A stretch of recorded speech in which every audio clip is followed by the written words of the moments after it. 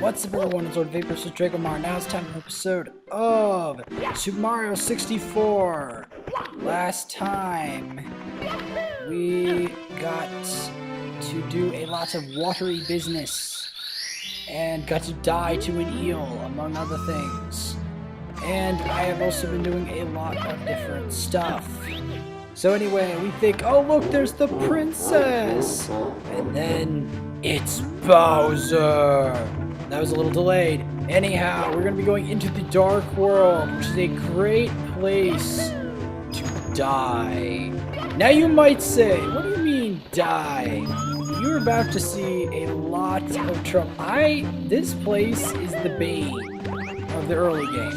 For some reason, I never failed as much as I have in this stage. Anyway, this place is this really weird, interesting green vibe and these like luminous emerald floor tiles. I've been like choking in my mind on commentary so much, and then I long jump trying to go for the swag to try to go faster. I'm like, why doesn't that make the jump? Anyway, going right back in.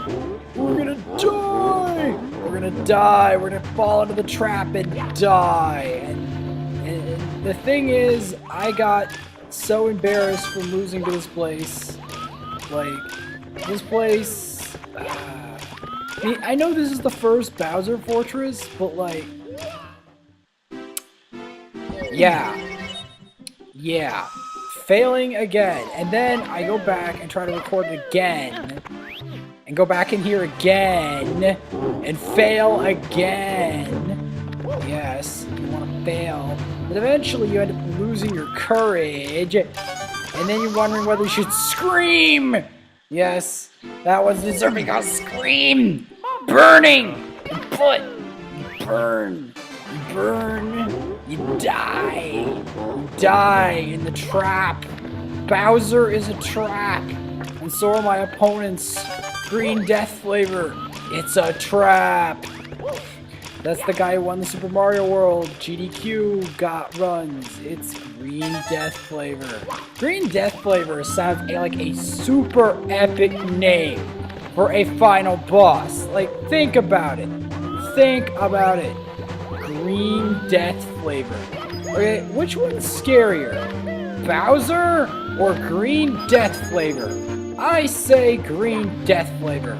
Green Death Flavor is the scariest name. Like, it's almost as scary as Voldemort. It's scary. Green Death Flavor. Certainly as scary as Vapor Speed. It's scary. It's like, these guys are nervous while facing Green Death Flavor. Of course they're nervous! Green Death Flavor is a scary name. Anyway, you're trying to get over here, get the coins, and these weird rotating platforms of death. And yes, they are rotating platforms of death. You saw what they're capable of. And some of my competitors, though, the way they compensate for failure is they scream. They scream and scream and scream and scream some more. I'm going to use a little of that, but I don't want to go as far as they do, because they take it to a level of screaming that's like the neighbors in like the next 4 yards can hear you. And like, what? I thought I would just fall into the ditch. It'd be a clean fail. At least we have some clean fails. Yeah, you want to see some messy, dirty student fails? This is the place.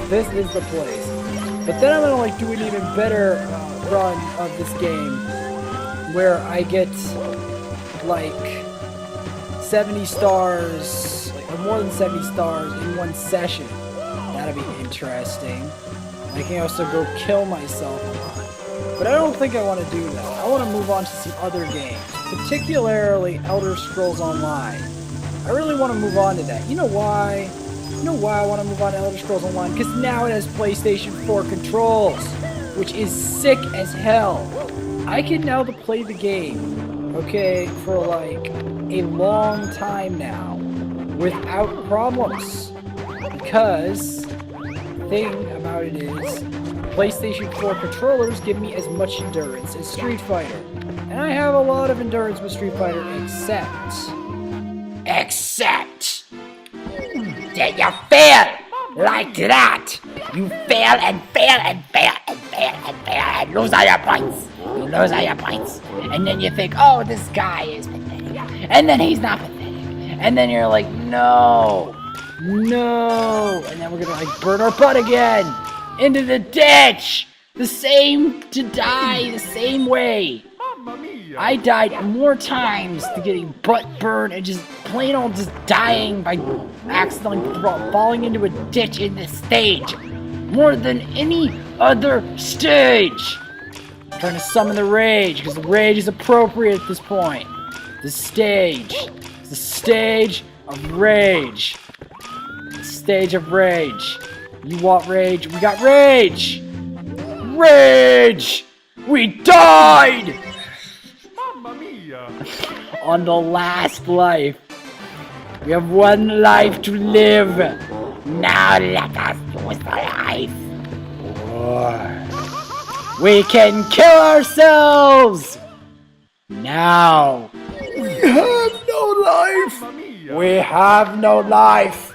And now that we truly have no life, we will go on to try to beat Bowser and get the coins.